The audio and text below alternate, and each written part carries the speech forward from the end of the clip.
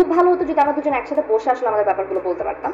But আমার মনে হয় যে আসলে আমরা এই ব্যাপার আমাদের ব্যাপারগুলো নিয়ে কাজ টাজ সব কিছু নিয়ে আসলে এত কথা বলেছি যে আসলে এখন যেটা হয় যে আমার কাছে একরকম কথা শোনা যায়, ওর কাছে একরকম কথা শোনা যায়।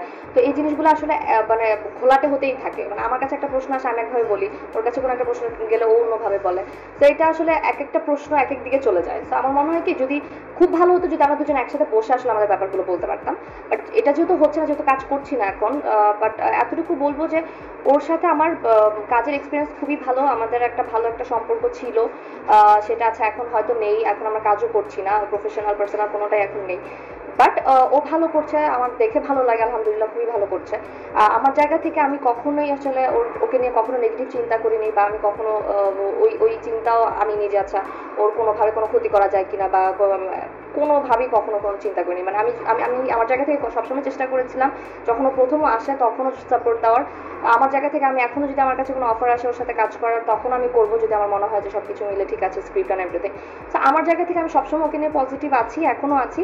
আমি দোয়া করবো আরো ভালো করুক সামনে, ইনশাল্লাহ আরো ভালো করবে।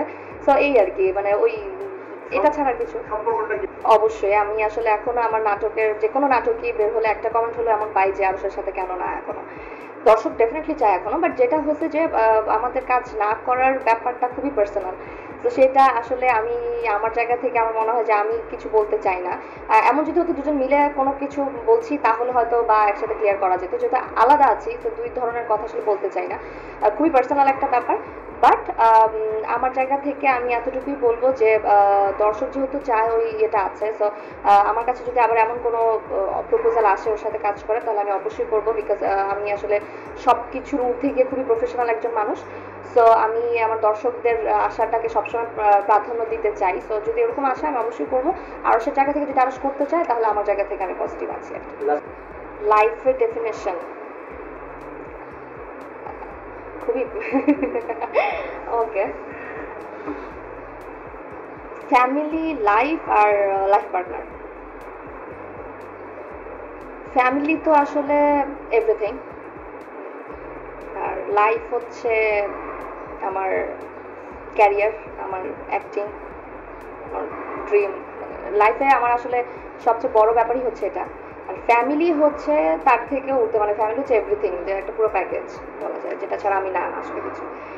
আর লাইফ পার্টনার হচ্ছে এমন একটা মানুষ যাকে বিশ্বাস করে হাতটা ধরে সারাটা জীবন পার করা যাবে।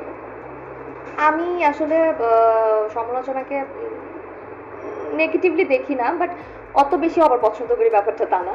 ব্যাপারটা আসলে যদি ব্যালেন্সে থাকে তাহলে আমার মনে হয় ঠিক আছে, যে আমাদের আসলে জীবনে তো দুইটাই থাকবে, এটা খুবই স্বাভাবিক ব্যাপার। তো ব্যাপারটা আসলে নেগেটিভলি দেখার কিছু নেই বা মন খারাপ হওয়ারও কিছু নেই, এটা হবেই। কিন্তু আমার মনে হয় যে প্রত্যেকটা জিনিস আসলে ভালো খারাপ, ভালো দিক খারাপ দিক দুইটাই থাকে। সো আমার মনে হয় যে দুইটা দিকই যদি আসে তাহলে বেটার। আচ্ছা না যে ফেক কোনো কিছু দিয়ে হচ্ছে কোনো কিছু করা, বা ওই জিনিসটা না করে রিয়েল ফ্যাক্টটাই তুলে আসুক, সেটা যেটাই হোক না কেন, দ্যাটস ইট।